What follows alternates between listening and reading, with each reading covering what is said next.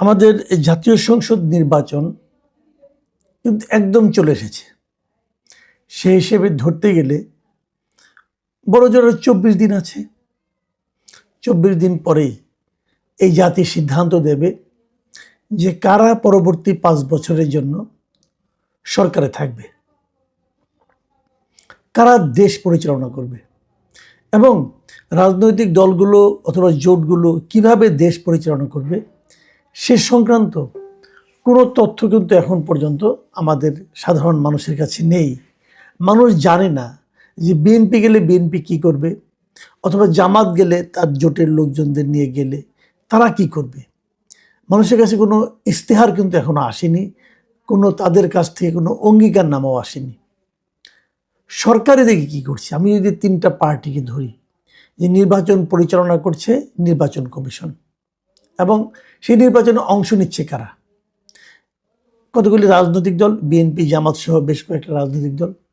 আর বিপরীত দিকে যে সরকারের এ সময় চুপ করে থাকা উচিত ছিল, কোনো পক্ষ নেওয়ার কথা ছিল না, সেই সরকার নিজেও একটা পার্টি হয়ে গেছে এবং সেই সরকার এখন মাঠে নেমেছে, তার সমস্ত ইনস্ট্রুমেন্টকে সঙ্গে নিয়ে মাঠে নেমেছে কি করতে, যে জুলাই সনদের উপর যে রেফারেন্ডাম হবে, মানে যে গণভোট হবে, সেই গণভোটে হাঁ ভোটকে বিজয়ী করার জন্য। সরকারের এই যে ভূমিকা, এই ভূমিকাটা কি ঠিক হচ্ছে? এটা নিয়ে আমরা আলোচনা করেছি, আমি নিজেও কথা বলেছি। দেখুন, একটা কথা বলি, যে রাজনৈতিক দলগুলো এই নির্বাচনে অংশ নিচ্ছে তারা এখন তাদের অবস্থানটা কি এই হা ভোট অথবা না ভোট নিয়ে, মানে এই রেফারেন্ডাম নিয়ে, গণভোট নিয়ে তাদের অবস্থানটা কি?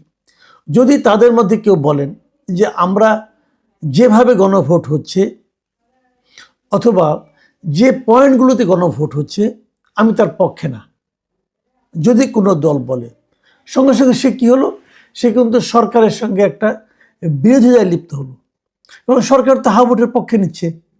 তাহলে ওই রাজনৈতিক দলটা অথবা ওই পক্ষটা অথবা ওই প্রার্থীটা সরকারের সঙ্গে একটা মুখোমুখি অবস্থান দাঁড়িয়ে গেল।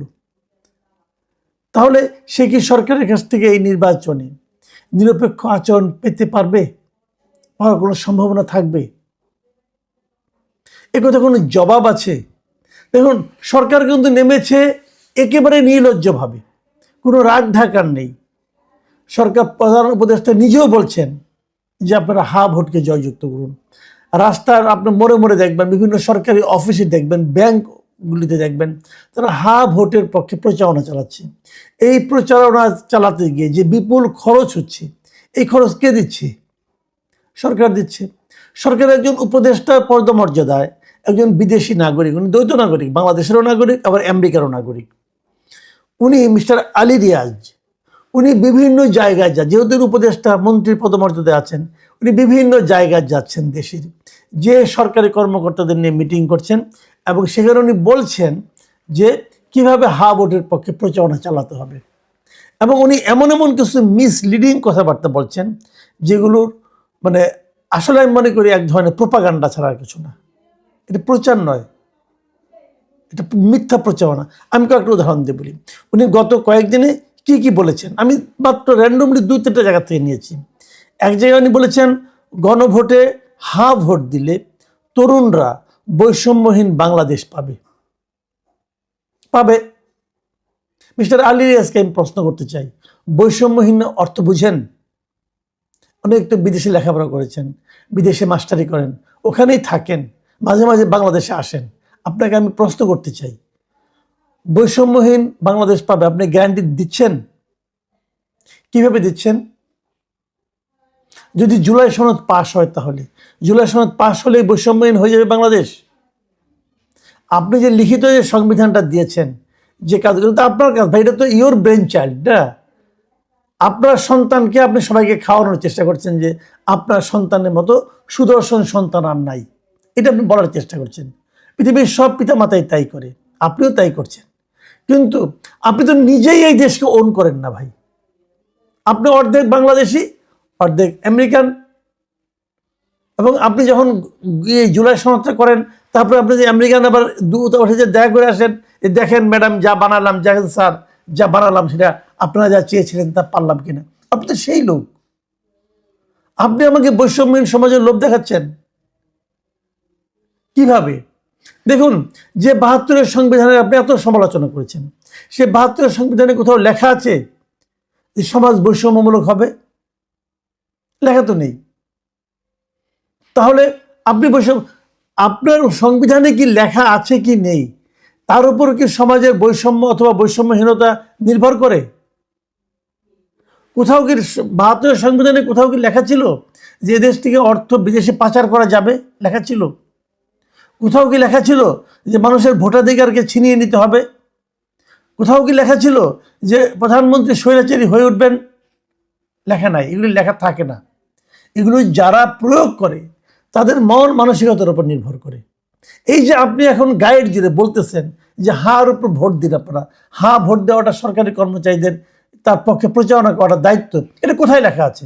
আপনি গাইড জুড়ে চালাচ্ছেন। আপনি গাইড জুড়ে বলতেছেন এটা বৈধ। আচ্ছা, যদি বৈধ হয়, যদি ভোটের পক্ষে প্রচারণা চালাটা বৈধ হয়, তাহলে নিশ্চয়ই না ভোটের পক্ষে প্রচারণা চালানো বৈধ হবে। যদি কোনো সরকারি কর্মকর্তা বলেন যে আমি মনে করি যে ভোটে ভালো হবে না ভোটে ভালো হবে, আমি তাহলে না ভোটের পক্ষে প্রচারণা চালাই, চালাতে দেবেন আপনারা? তাকে তো ফ্যাসিস্টের দোষর বলে জেলে ঢুকাই দিবেন। এটাই তো করবেন। কারণ আপনি যেটা বলছেন, আপনার সরকারের লোকেরা বলছেন, কিন্তু এ সংক্রান্ত কোনো কি আইন পাশ করেছেন আপনারা যে ভোটের পক্ষে ভোট দিতে হবে? কোনো আইন পাশ করেছেন? যদি আইন পাশ না করেন তাহলে সরকারি কর্মকর্তারা আপনার এই ব্যক্তিগত কথা শুনবে কেন? আপনি, আপনাদের যারা সহকর্মী আছেন, যারা উপদেষ্টা আছেন, এমনকি প্রধান উপদেষ্টা আছেন, আপনাদের মুখের কথা আমরা শুনবো কেন? কেন শুনবো বলেন? আপনি কি ভোট তো দিচ্ছেন, আপনি তাহলে ভোট দিন না, আপনি সিদ্ধান্ত দিয়ে দেন যে ভোট জয়যুক্ত হয়েছে, কোনো সমস্যা তো নাই। আপনি ভোট দিচ্ছেন, দিয়ে আবার সরকারিভাবে সরকারি অর্থ ব্যয় করে এই পক্ষে প্রচারণা চালাচ্ছেন। এটা কোন ধরনের প্রতারণা? এটা কি আপনি পারেন? দেখেন আলী রিয়াজ আরও কি বলেছে। আলী রিয়াজ বলেছেন, সরকারের ফ্যাসিস্ট হয়ে ওঠার পথ বন্ধ করতেই এই গণভোট। এটুকু ঠিক আছে, গণভোট ঠিক আছে, কিন্তু তারপর উনি বলেছেন এখানে আপনারা সবাই ভোট দিন। ভোট দিলেই এই সরকার আর ফ্যাসিস্টে উঠতে পারবে না। আবার আরেক জায়গায় বলেছেন, গণভোটের প্রচারণায় প্রজাতন্ত্রের কর্মচারীদের বাধা নেই। আলী রিয়াজ, এই হলো ওনার আইন বোঝার ক্ষমতা। এই বোধ বুদ্ধি নিয়ে উনি সংবিধান পরিবর্তন করছেন। বাধা থাকবে না কেন? আপনি চট করে করবেন কি ইংল্যান্ডের উদাহরণ নিয়ে আসবেন যে ব্রেক্সিটের পক্ষে তারা করেছিল। আরে ভাই, ব্রেক্সিটের পক্ষে তো গণভোট ইংল্যান্ডে হয়েছিল একটা মাত্র ইস্যু, যে আপনারা কি ইউরোপিয়ান ইউনিয়নের সঙ্গে থাকতে চান কি চান না, অথবা না। ওখানে কোনো প্যাকেজ ছিল? আমি গতকালকে বলেছিলাম যে প্যাকেজের কি সমস্যাটা হয়, যে 4টা 5টা প্রশ্ন 10টা প্রশ্নের উত্তর একটা অথবা না দিয়ে বলা যায় না। ওখানে অনেক রকম কথা থাকে, একটাকে আমার মনে হয়, আরেকটাকে আমার না মনে হয়, আমার অপশন থাকে না। আপনি আমাকে একটা প্যাকেজের মধ্যে আপনার ধরেন 84টা প্রশ্ন, তার মধ্যে 30টাতে একমত হয়েছে ধরলাম, আর বাকি থেকে 54টা। তো 54টা বিষয়ে যেটার মধ্যে রাজনৈতিক দলগুলি একমত হয় নাই, সেটাকে আপনি আমাকে দিয়ে না বলাচ্ছেন কেন? আমি 54টাকে বললে সবগুলিকে বলতে হবে, আর না বললে সবগুলি না হয়ে যাবে। এটা আপনি কীরকম একটা উদ্ভট নিয়ম জারি করেছেন।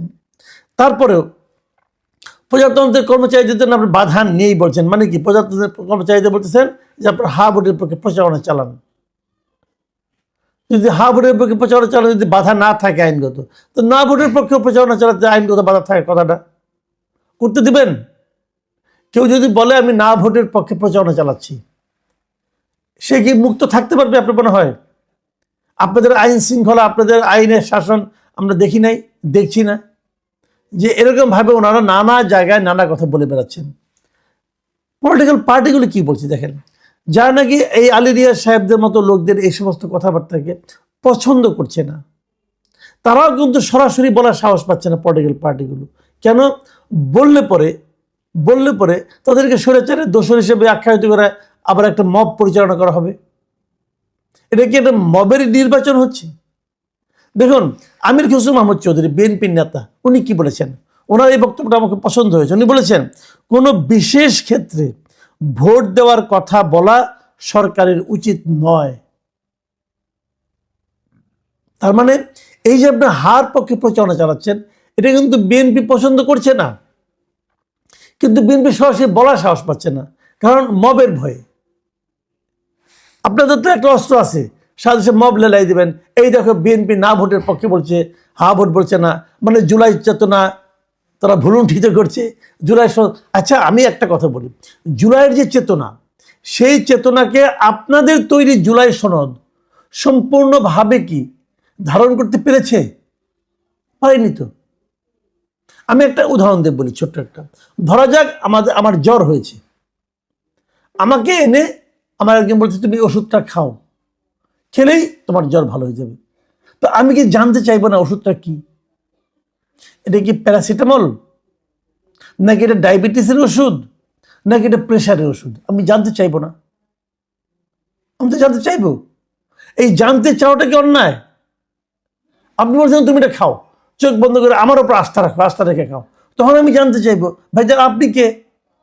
আপনার কি আসলে মেডিকেল সায়েন্সে কোনো ডিগ্রি আছে, নাকি আপনার কাঠমিস্ত্রি? আমার তো জানতে চাইতে হবে। তা আপনি কে?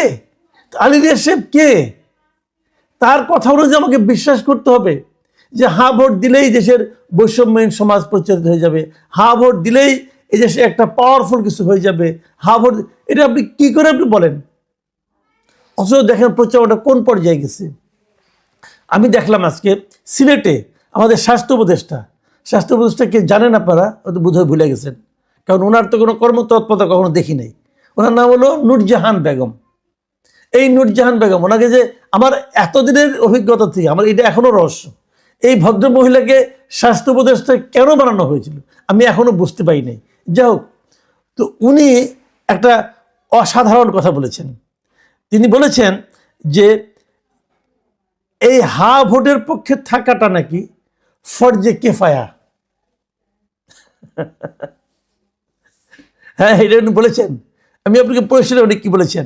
উনি বলেছেন, আমি একটা পত্রিকা থেকে নিচ্ছি, আপনাকে পত্রিকাটা দেখেন, আপনারা দেখেন, যে গণভোটে হার পক্ষে থাকা ফরজে কেফায়া বলে মন্তব্য করেছেন স্বাস্থ্য ও পরিবার কল্যাণ উপদেষ্টা নূরজাহান বেগম।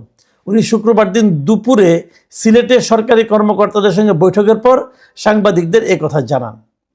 দেখেন, তো উনি এটা বলেছেন, আমার কাছে মানে কি বলবো, অস্বাভাবিক লাগে। এই ভদ্র মহিলা আসলে নিজেও জানেন না যে হা ভোটটা কেন, এবং উনি নিজেও জানেন না ফরজে কেফায়া কাকে বলে। আমি একেবারে শিওর ফরজে কেফায়া জিনিসটা কি ভাইয়া?